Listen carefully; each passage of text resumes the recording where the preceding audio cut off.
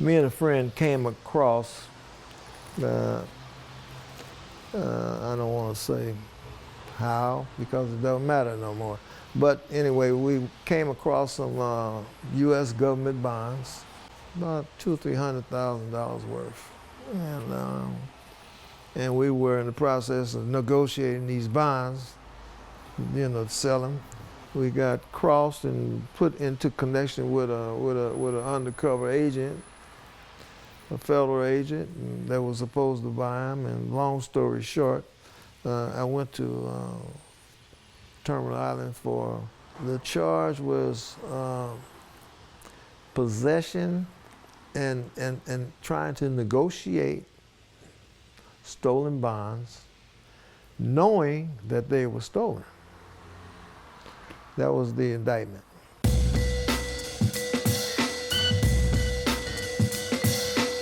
I was in Colorado and a couple other places before I got back to California to Terminal Island. And this is where I met a man by the name of Robert Poole. He was the author of the screenplay. Well, he wrote the screenplay, The Mac. Back in the 70s, the movie The Mac. And he was a screenwriter. And he mentored me and showed me how to write screenplays. And meeting him eventually inspired you to write this book that just came out. Yes, yeah. What's the title of that book and what's it about? The title of the book is called DriveBy. And DriveBy is a book about, the main character is a young teenage girl by the name of Gingy, and she witnesses the aftermath of these white supremacist LAPD police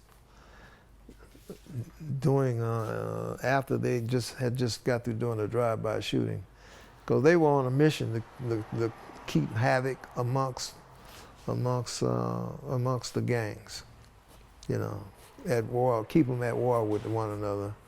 And she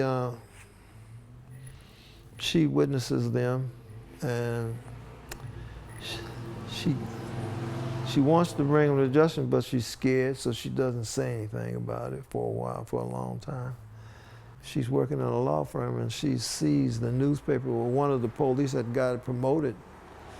He got promoted to a better position, higher rank, and she said, "Oh, that's him."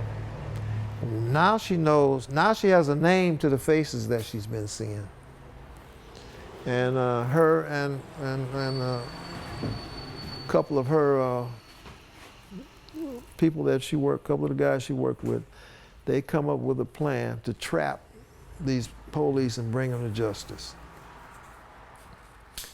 And so you got to read the book. Yeah. Read the book and find out what happens. I don't want to tell it all. How did Robert Poole, end up coming to the federal prison to, I guess, teach writing? Because he's already in. No, he was a prisoner. Oh, he was a prisoner? Oh, he was a prisoner. Okay, so he was a prisoner. Yeah, he was a prisoner. So Yeah. He was in prison. No, we were cellies. Okay. You know what I mean? He was a prisoner. He was right there right along with me. Did he go to prison? So this is after he wrote The Mac. Yes. He went to prison. Yeah. I think he wrote the Mac around 71, 2, 3, somewhere up in the early 70s. Yeah. And what year was this? And we were in Terminal Island. We were there in like late 80s, like 88, 89, 90. See, the book Drive-By wasn't originally a screenplay. It was a screenplay that I wrote. I'm about to go. We'll leave it. Okay. But when I got out of Terminal Island, I tried to shop it. I tried to sell it, and I wasn't having any luck. So another friend of mine, who also wrote a movie called South Central, his name is Donald Bakir, and he was telling me, he said, take the screenplay and put it into a book format, And so that's what I did. That's why DriveBy is is a novel. Let's go back to some of this Panther stuff. Okay. You had actually moved on the west side, I guess in the area of Mansfield and Jefferson? Yeah. When I got married, that was back in '67, I think. Yeah, 1967. Yeah, had an apartment over there for the first time. Got married.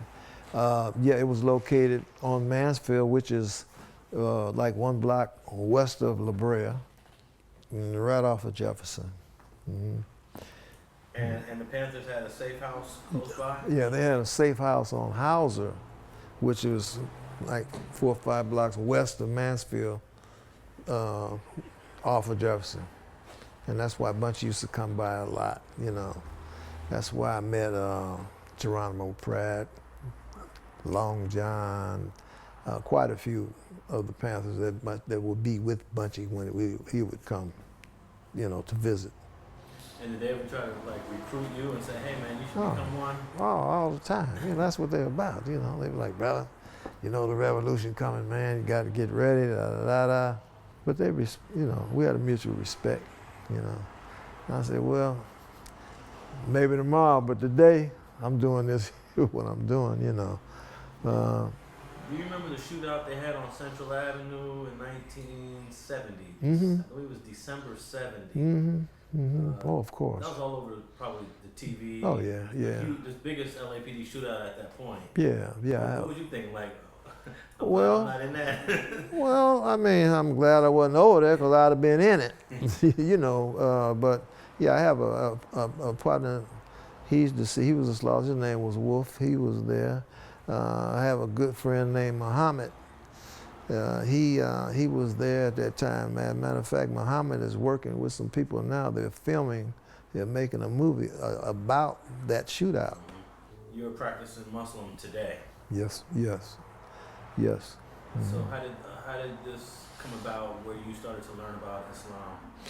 Well, I was always curious about it, and in the years when I was in state prison, I would go to the cook bars or meetings, something like a meeting, which is a cook bar, and just to listen to the teachings. And I had intentions of following up when I got out, but every time I got out, I hit the streets and I didn't go. I didn't go.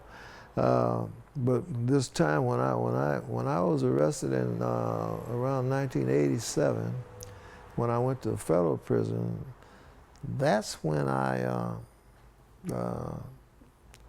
got back into Islam, and that's what I've been doing ever since. Christianity works for others, and so I'm like, whatever works for you, It just so happened that Islam works for me. See, I haven't been back to prison since, so it definitely works for me. But I know people, I have friends and relatives and people that are good people, good Christians. You know what I'm saying? There's no compulsion. I don't try to force my beliefs on somebody, But this is what saved me, was Islam, the Deen al-Haq, the religion of truth. I was in a mall, Fox Hill Mall one time, maybe years ago, and there were 2 women talking, and when they departed, one of the women said, "Assalamu alaikum," and her friend said, "Wa alaikum salam." So when she parted, I walked over to her. I said, "Oh, hello, how you doing?" I said, "Are you Muslim? Because I heard you giving the Muslim greeting." And she said, "No." She said, "I'm Christian." Yeah, that's what I did. I looked, I said, "What?" "Wait a minute, I just heard you say Assalamu alaikum. And your friend returned the greeting." She said, "No, I'm Christian." So was she in denial? No, was scared or? Not at all. She smiled at me and she told me, she said, "I'm from Lebanon."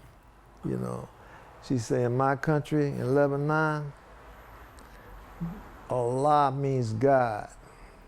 Allah doesn't necessarily mean you're a Muslim. She was just basically speaking Arabic. She said that's the language of my land. Yeah. See? But if you listen to the media, they was, the lady, so she might have been, she was probably talking about some terrorist activities. You know, I'm just exaggerating, but no, you know, they were Christians. I noticed that one phrase that's very common in Islam is, God is great. Allahu Akbar. Whenever that is said, it's now associated with terrorism. Yeah, they try to, yeah they do that, you know. But Allahu Akbar, first of all, just like the lady said, Allah means God. So if you believe in God, all you're doing is saying God is greatest. And if you're a religious person, if you have any taqwa, any God consciousness, then you know that God is greater than, it's only one God and everything else is creation. So to say God is greatest, I don't see anything wrong with it, me. I'm curious to know why a lot of brothers become more spiritual after visits to prison, as opposed to just learning it while you're free and you have access to everything. You always hear these stories, I went to prison and I got with God. Mm-hmm. Why is that, you think? Well, I don't, I can't really say, I can't speak for everybody, but I know, like myself and some individuals, prison is a microcosm of the world. I mean, it's just a smaller, it's just a little world. So you're able to practice and do the things you're supposed to do easier as opposed to the street. Because when you hit the streets, oh man, you got all kind of distractions going on. You know what I'm saying? So you have to be very strong in your conviction to maintain that level of religion. Your grandmother lived in Watts, but you grew up on 66. Yeah, right? yeah. And there was this little rivalry between the Slausons and Watts. But you got a lot of close friends from Watts. Yeah. Because of your grandmother's And address. yeah, and family. So what was that like? Did other Slausons tell you, hey man, why you socializing with all them Watts dudes? No. I didn't have any problem with, because I was partially raised in Watts, and I had a very big family.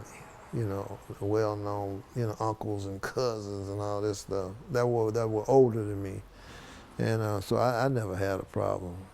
However, I've been into a lot of fights and a lot of things at parties and stuff by other dudes that were from Watts that I didn't know. Just like Slauson, there were thousands of Slausons and thousands of dudes from Watts. And you don't know everybody, And Can you name some of those old historic neighborhoods from Watts? What do you mean, the neighborhood? The different clubs that well, Watts was mostly the projects, let me see, I know they had the Huns, the Farmers. I think they had a club called the Excellos, I think. Yeah, those are the ones that stand out. I'm sure there were some more. Mm-hmm. Yeah, the Dartalians, yeah. The Dartanians. Yeah. Oh, your good friend was one of those. Oh, you mean just talking about him this morning? Big Hop. Yeah, Grasshopper. Yeah, the Hop. Yeah. And that would be an interesting relationship since you're from 66. He's from Watts, but you guys are very close friends. Well, we weren't very close friends then. Okay. Okay? Yeah. We went to school together. When I got kicked out of Catholic school and went to John Muir, he got kicked out of Bret Harte and went to John Muir. So we were foreign people. In other words, this was a gladiator Del Viking school in the neighborhood. You know what I'm saying? So, because me and him joke about it today, man, remember when we was at John Muir, we used to have to hurry up and get on the way from there and come to the east side. Yeah. And at Fremont, I knew him. I think we had a class or two together. You know, and I'd see him, you know, after school he would, you know, he would go ahead on and go back towards home. But later on, you know, that's when we developed a lot of camaraderie between other people, not only Grasshopper, but other people from different, that used to be rivals, you know. But when we found ourselves in prisons and other facilities, that we had to join forces. You know, you might be fighting side by side with somebody that you might have wanted to kill, that you was on the streets with. You feel me? But if there's a race war in the prison, which they had quite frequently, you know, we came together as blacks. Thanks for watching StreetGangs.com. Please like and share the video you just watched and leave a comment below to tell us what you think. You can also watch 2 of our previous episodes to the right. Please visit the link to our Patreon page and support our campaign. And don't forget to subscribe.